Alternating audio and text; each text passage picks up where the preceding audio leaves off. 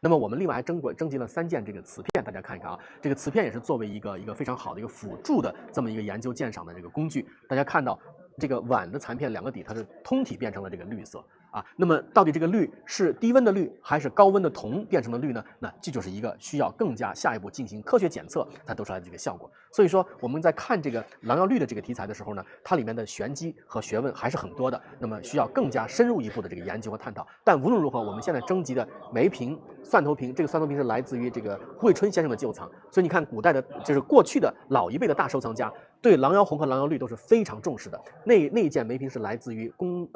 王府的旧藏，那么这个蒜头瓶是来自于胡伟春先生的旧藏。我们看到这种他们对绿的这种收藏也是非常非常执着的啊。好，我们来看看下一个盒子。这个盒子就是我个人特别喜欢的一组红釉的瓷器，是为什么？它们都是小巧玲珑的文房瓷。我们大家刚才看到那些盒子里都是高大、尺寸非常壮观、非常雄伟的贡之郎庙的大件的作品。那么狼窑其实也烧造了很多非常精致、非常优美，放在手里面把玩的小东西，更加的富有这个私密性啊和赏玩性的东西。就是这样的一组小东西，我们也是通过非常仔细的、精心的去搜索啊。你看这个大的狼窑的作品很难找，其实小的东西更加的难找。所以这一组呢，我们不但找到了这个像非常稀有的这样的一个小砚台啊、小花菇、小梨皮儿、小梅皮儿和3个小水橙啊，这种造型非常别致的，一定是个人定烧的小东西，它不是批量生产的。就像看到那3个小水橙，它的造型、它的釉色比例都是完全不一样，都是个别定做的。所以说明在当时啊，狼窑除了烧造这种高大的、非常壮观的、非常这个装饰效果很强的大型的这个作品以外呢，它其实也烧造了很多这种小巧、精致、玲珑、收藏的味道十足的小作品，放在手里面啊，像小红宝一样。我个人是特别喜欢这一小组东西，它反映出这个物主不一定是郎廷基本人，有可能是这些定烧的人，他对这种红的这种喜爱，结合在文房的瓷器上，呈现出一种非常具有现代美感的作品。大家看到这个红的发色都是没有一件是一样的啊，它都把这个尺寸，梅瓶也缩小了，小梨皮也缩小了，花菇也缩小了，都是放在文案上，放在手心里，或者是放在这个博古阁的小架子上做陈列，做私人赏玩的文房器具。所以这组作品也反映出狼窑其实是一个造型和它的花样非常多的这么一个题材啊。它不光是做贡之郎庙的大件，它同时也做这种非常适合私人把玩的小物件啊，更加有这种赏玩的这个趣味性。我觉得这个狼窑红的这个价值就体现在这里，它既能做大也能做小，但是小的东西呢，可能在拍卖会上更容易被错过，它是要值得你去仔细的去观察的。那么大家看，其实狼窑红有一个特点，就是说它其实器里面都是施满釉的。那我认为这个最正宗的狼窑红的小件，它应该是里外都满釉的。大家看这个小花菇是满釉的啊，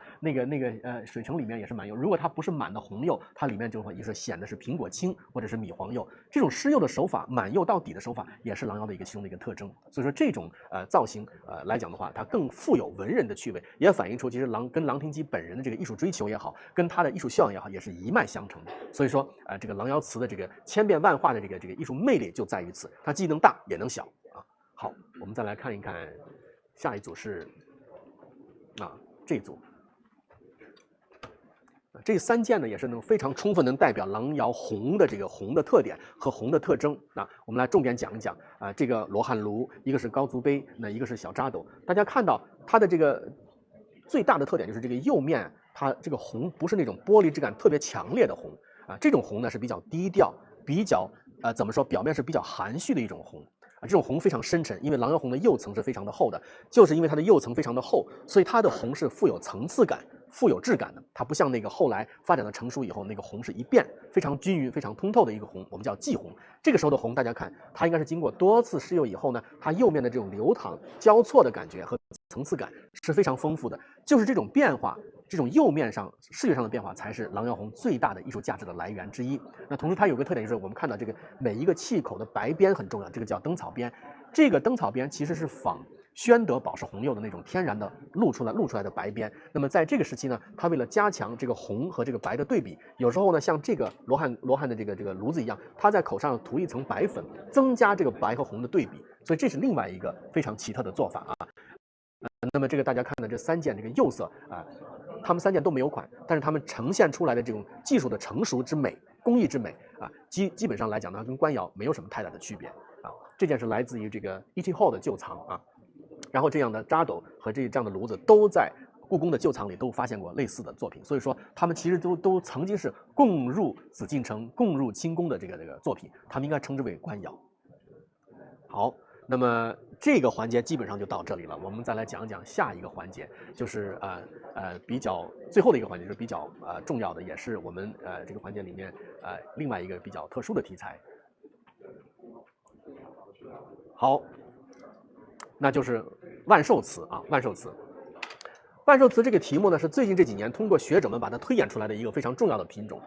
万寿瓷顾名思义，这一手瓷器或这一组瓷器，它的纹饰、它的设计、它的图案，全部是以吉祥如意、万寿齐天这样的祝寿的性质的这个目的展开的。所以这些瓷器，这一批瓷器的画面都是以祝寿的题材作为它的这个重点的。这一手瓷器不单是品质非常非常的高超优美，而且它们的形制都是比较统一的。这一组瓷器呢，后来经过学者们的推断，有可能跟郎廷吉有关。为什么？因为大家知道，这个康熙皇帝的60大寿和70大寿都是极其重要的举国欢庆的大节日。那么在这样的一个重要的节日里面，这个作为寿礼的瓷器一定是必不可少的。那么偏偏在这个阶段，我们就发现了出现了一组这样的完全以祝寿题材作为装饰主题的这个瓷器，那么我们就称它们为康熙的这个6旬大寿的祝寿瓷。这个烧造瓷器的年份正好是跟郎廷吉在江西任职江西巡抚的这个时间段是吻合的，是重叠的。所以说呢，就有专家推测，突然间出现了这一组这么精美、这么成熟啊，这个寓意这么吉祥的这个瓷器，有没有可能就是郎廷吉在任职这个江西巡抚的时候，因为郎廷吉任职的地方在江西南昌啊，他离这个景德镇就是很近，景德镇也属于他的管辖范围之内。那么他又在这样的一个管辖范围之内，他又能接触到景德镇这个最好的窑坊的话，那么这组瓷器会不会就是他主理设计制作出来的，呈现给皇帝的这样的一个祝寿瓷呢？那么这个题目也是成为我们这次展览里面一个非常重要的课题。我们通过几位学者呢，把它的这个文献进行梳理、进行排比以后，发现呢，我们有很多新的看法啊。那么我们这本图录也是可能要晚一段时间出来，我们这个图录写得很费劲，因为里面有大量的新的材料和新的观点，就是因为这个时间比较仓促，那么我尽量的让这个图录是在这个展览结束之前做出来，但是里面有很多我们新的研究的结果啊，这个也要给大家卖个关子啊。像这个祝寿瓷就以这个碗和这个盘子来讲是非常典型的啊。这个列仙图，众位这个神仙们啊，这个准备去参加这个寿宴了。然后呢，那个更加的这个明显，盘子的外围是红蝙蝠、百福鸿福齐天盘心里边画的是这个南极仙翁和这个灵童和这个寿乳，所以它整个画面的这个结合寓意都是跟祝寿有关系。而且大家看它的这个白釉的釉面啊，它的釉质啊，它的画工、它的彩都是美轮美奂的。这样的一手祝寿瓷，堪比官窑中的极品，它比官窑还要名贵，比官窑还要精美。那么后面它都带非常精美的这个大清康熙年的年号款。那么有这个学者们就推断，这一手在康熙晚期出现的带有祝寿主题的这些瓷器，都统称叫做祝寿瓷，有可能跟郎廷吉是有关系的。那么是不是真的有关系？是不是郎廷吉真正是他督造的呢？那么这个问题要进行下一步的这个探讨。但是呢，无可否认，这手瓷器是在郎廷吉担任江西巡抚的这个任内最后1年出来的。然后呢，他们的图案高度的一致，他们的这个绘写也是非常非常的这个精美的啊。那么我们发现这个图案是跟宫廷画家的冷梅和这个焦秉真是有关系，因为在宫廷里珍藏的一些画册里面，这些人物的画法，他们的这些留下来的人物的画法和这个整体的这个描写的这个方式的话，跟这些瓷器是非常相似的。所以也有可能这些瓷器上的画片是从这些宫廷画家的这个画集里面采出来，然后画在瓷器上的。所以这是我们另外的一个新的一个比较重要的一个艺术上的一个联想和这个学术上的一个探讨。好，那么我们再来看一看这对碗啊。这对西王母大碗也是这个展览里面非常著名的明星作品，也是一前一后出现在这个拍卖市场上。然后呢，收藏家精心的把它凑成了一对，真是这个功德圆满、机缘巧合，非常重要的一对大碗。这个大碗你看大家看啊，它这个外面的画就是这个西王母乘着这个仙鹤来参加这个寿宴的图案，也是采自于这个神话故事，就是非常明显是带有祝寿的这个题材的这么一个表现方式。然后这个碗里面是画了一颗大桃子娇艳欲滴，非常非常的这个生动精美的。这对碗呢，在伦敦的大威德爵士收藏里面也有同样说相似的一对，证明他们当时是成对烧成寿礼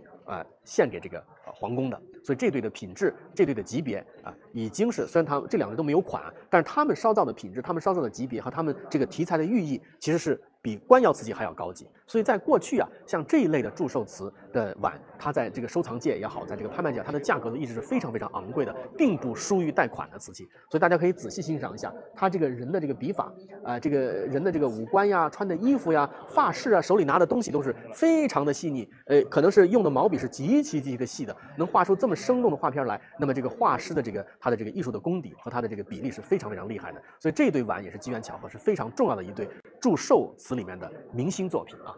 好，我们再来看看这个盒子。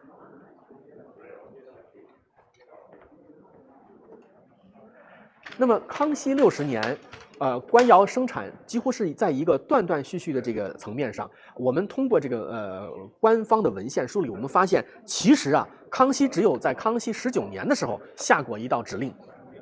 正式委派了一位督陶官啊，以臧应选作为代表入景德镇的御窑督烧的。真正的官窑督烧就是在19年到27年这段时间之内，这个第一个阶段的官窑瓷器烧造结束以后7年的时间。再往后，一直到康熙年结束，其实都没有历史记载再派新的督陶官到这个官窑进行这个督造的。所以说，郎廷吉就是因为没有这个记载，它才成为一个历史的悬案。但是，如果我们把这个康熙的瓷器从头到尾做一个款式上的梳理的话，我们还是可以分出康熙早期、中期和晚期它的区别。那么，我们就在这个板子上看到啊，我们的这个其中一位学者啊，王一农先生把这个康熙的官窑款从康熙早期到康熙的中早期，到康熙的晚期，做了这么一个款字的这个笔记的排比。所以说，这也是很直观的告诉我们，其实康熙60年瓷器的烧造情况是非常复杂的。但是我们从款式的排比上，大致可以分出中期、中早期和晚期这样的一个分类。所以这个图表就是非常显示出这个字的变化和这个年对应的年份的变化啊。这一个图表是我们这回做的这么一个康熙年份的变化。那么就拿这两个盘子来说啊，它们也就代表了康熙的这个晚期款啊。所以说这个研究也是我们对康熙官窑晚期生产的模式进行了一个梳理啊，得出来的这么一个结论啊。对，好。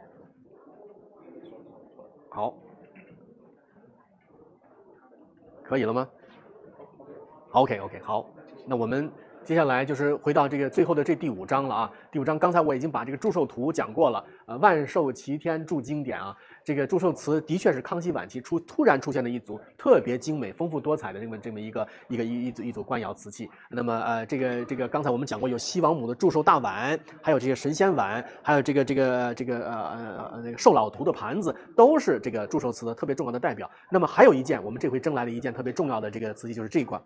万寿尊的残片啊。如果是对拍卖有了解过的话，这个万寿尊是头几年一个特别网红的一件大作品，因为拍出了非常高的价格。万寿尊是一个巨大的青花尊啊，它的这个满身写了1万个寿字，这个尊的造型、它的气势和这1万个寿字的这个描写的这个方法，都是就是非常的这个稀有的。所以说呢，当时这个万寿尊拿出来拍卖是拍了个天价啊，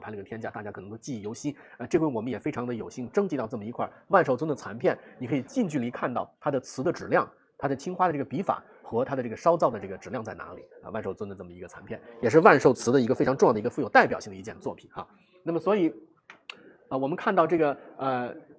以这个万寿瓷作为整个这个郎窑瓷的这个结束的话，就是到了这个最后的这个环节啊。我们看到这个展览里面通过一系列的这个万寿瓷的这个陈列以外呢，我们还跟文献、跟宫廷的画做了一个比较啊。还有幸的话，我们是征集到了这一件墨啊，这个墨也很重要。这个墨的话是在刚才那个展厅的柜子里，大家可以看看，是非常稀有的一件落着郎廷吉工造款的这么一方贡墨啊，这应该就是郎廷吉督造的，然后呢送到宫里去的这么一件贺礼或者一件寿礼啊。那么这个题材呢，也是对整个康熙瓷最后的这么一个总结，因为这个到了这个时期，由这个万寿瓷代表的康熙窑烧的技术、质量和艺术成就，都是到了最后一个总结的状态，反映出康熙窑的这个成熟的这个窑的之美。然后郎窑红在这个时间段也结束了它的历程，因为红的技术在这个时候已经完全被掌握了，那么它就走向祭红了。那么由于祭红可以非常稳定的烧出均匀的这个红釉。所以说呢，之前这种狼窑红斑斑驳驳、富有变化色彩的这个红，就慢慢的就被这个忘记了。所以说后来大家都通用了这个继红器。那么狼窑红这种富有特殊的釉色变化之美的这个瓷器呢，反而成为了我们收藏家现在大力去追求去那个欣赏的这么一个品种。所以说呢，我们看到今天的这个展览，除了展示出我们耳熟能详的狼窑红瓷器以外呢，还把狼窑仿古的这个题材进行了重点的梳理。同时呢，我们也看到狼窑还做了很多精巧的文房那么就是反映出了郎廷吉狼窑瓷背后的郎廷吉，他是一个极其富有才思有这个艺术追求和艺术品味非常高的这么一个人。那么之前无论是文献里也好，或者研究里也好，都忽略了郎廷吉这个人。那么今天我们这个展览就是通过东西把这个人重新的连接起来，以人及瓷，通过郎廷吉的研究，把这些瓷器从这个芸芸的传世和拍卖的这个展品当中，我们把它区分开来，建立一个新的狼窑瓷的体系，不光是收藏的体系，也是鉴藏的体系。那么有很多研究的成果是后续我们会在这个我们的图录里面发表的，所以说请大家继续关注。然后呢，有空的话可以来看每一个章节，我们都做了非常详细的介绍。那么大家来看的时候呢，可以按照章节的介绍呢来看看每一个章节里的这些瓷器的代表的特性那么今天我这个环节讲到这里，非常感谢大家的关注。那么欢迎大家我会在这个展厅里